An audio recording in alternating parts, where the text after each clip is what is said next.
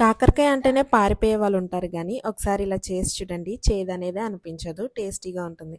వేడి వేడి అన్నంలో కొంచెం ఈ కర్రీ వేసుకుంటే అన్నం మొత్తం దీంతోనే తినేస్తారు. అంత కమ్మగా ఉంటుంది. ప్రాసెస్ ఏంటంటే ఫస్ట్ కాకరకాయల్ని నీట్‌గా 2, 3 టైమ్స్ క్లీన్ చేసుకున్నాక పైన, కింద తొడలు తీసేయాలి. కొంతమంది పైన బొడుపుల్లా ఉండేవి కూడా చెక్కేస్తారు. అవి తీయవసరం లేదు. వీడియోలో చూపిస్తున్నట్టు రౌండ్‌గా మరీ సన్నగా కాకుండా ఈ మందాన ముక్కలు కట్ చేసుకున్నాక లోపలున్న గింజల్ని తీసేయాలి. లేదంటే లేతగా ఉంటే అలానే ఉంచేసేయచ్చు. కాకరకాయని ఇష్టంగా తినేవాళ్ళు ఈ లోపల గింజలతోనే వండుకోవచ్చు. ఇష్టం లేని వాళ్ళు మాత్రం ఇలా తీసి కుక్ చేసుకోండి. ఇలా ముక్కలన్నిటికీ తీసుకున్నాక కొంచెం ఆయిల్లో వేసుకొని ఫ్రై చేసుకోవాలి. కాకరకాయలు కుక్ అవడానికి కొద్దిగా సాల్ట్, పసుపు వేసి మూత పెట్టేసి మీడియం ఫ్లేమ్ లో 2 మినిట్స్ కుక్ చేసుకున్నాక ఒకసారి మూత తీసి ముక్కల్ని పైకి కిందకి అడ్జస్ట్ చేసుకుంటూ కలుపుకోవాలన్నమాట. సాల్ట్ ఎంత వేసామో అనేది ఐడియా ఉండాలి. తర్వాత మూత పెట్టేసి కుక్ చేసుకుంటూ ఫ్రై చేసుకోవాలి. 4-5 కాకరకాయలు తీసుకున్నా కాబట్టి మీడియం సైజ్ ఉల్లిపాయలు ఒక 4 తీసుకొని రఫ్ గా ముక్కలు చేసుకొని పక్కన పెట్టుకోవాలి. ఇంకా మీకు అర్థమయ్యేలాగా సింపుల్ గా చెప్పాలంటే ఒక బౌల్లో కాకరకాయ ముక్కలు వేసుకోండి. బౌల్ కి ఎన్ని కాకరకాయ ముక్కలు ఉంటాయో అన్ని ఉల్లిపాయ ముక్కలు తీసుకోండి. ఇలా అయితే ఈజీగా ఉంటుంది కదా. ఇలా రఫ్ గా ఉల్లిపాయ ముక్కలు కట్ చేసుకున్నాక మధ్య మధ్యలో కాకరకాయ ముక్కలు కలుపుకుంటూ అడుగు పట్టకుండా ఫ్రై చేసుకోవాలి. లో టు మీడియం ఫ్లేమ్ కి అడ్జస్ట్ చేసుకుంటూ ఫ్రై చేసుకోవాలి.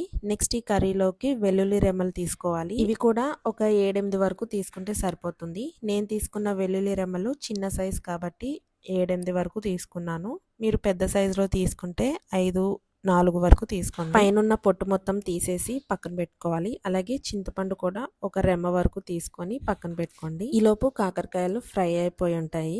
ఈ కాకరకాయ ముక్కలు సాఫ్ట్ గా కుక్ అవ్వాలి. పైన క్రిస్పీగా ఉండాలన్నమాట. వీటిని ప్యాన్ నుండి సెపరేట్ చేసుకున్నాక సేమ్ అదే ఆయిల్ లో 1 టీ స్పూన్ జీరా, 1 టీ స్పూన్ సాయమినపప్పు వేసుకొని లో ఫ్లేమ్ లో ఫ్రై చేసుకున్నాక కట్ చేసుకున్న ఉల్లిపాయ ముక్కలు, వెల్లుల్లి రెమ్మలు, చింతపండు కూడా వేసుకొని ఒకసారి అంతా కలిసేలా మిక్స్ చేసుకున్నాక ఉల్లిపాయ ముక్కలు కుక్ అవ్వడానికి సాల్ట్ వేసుకోవాలి. ఫస్ట్ కాకరకాయ ముక్కల్లో కొద్దిగా సాల్ట్ వేసుకొని ఫ్రై చేసుకున్నాం కదా, దాన్ని బట్టి ఉల్లిపాయ ముక్కల్లో సాల్ట్ వేసుకోండి. అలాగే స్పైసీకి తగ్గట్టు కారం కూడా వేసుకొని అంతా కలిసేలా మిక్స్ చేసుకుంటూ ఫ్రై చేసుకోవాలి. వీటిని కంప్లీట్ గా చల్లారాక మిక్సర్ జార్లోకి తీసుకొని వీలైనంత మెత్తగా పేస్ట్ చేసుకోండి. నాకు టైం లేదు కాబట్టి కాస్త వేడిగా ఉన్నప్పుడే మిక్సీ పట్టేశాను. ఈ ఉల్లి కారాన్ని కాకరకాయ ముక్కల్లోకి స్టఫ్ చేసుకోవాలి. అన్ని ముక్కల్లోకి స్టఫ్ చేసుకున్నాక మిగిలిన పేస్ట్ ఉంటుంది కదా, దాన్ని కాకరకాయ ముక్కల మీద వేసుకొని ఫ్రై చేసుకోవడమే.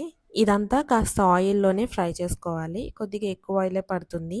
మూత పెట్టేసుకొని లో టు మీడియం ఫ్లేమ్లోకి అడ్జస్ట్ చేసుకుంటూ ఫ్రై చేసుకోవాలి. మధ్య మధ్యలో మూత తీసుకొని కలుపుకుంటూ ఉండండి.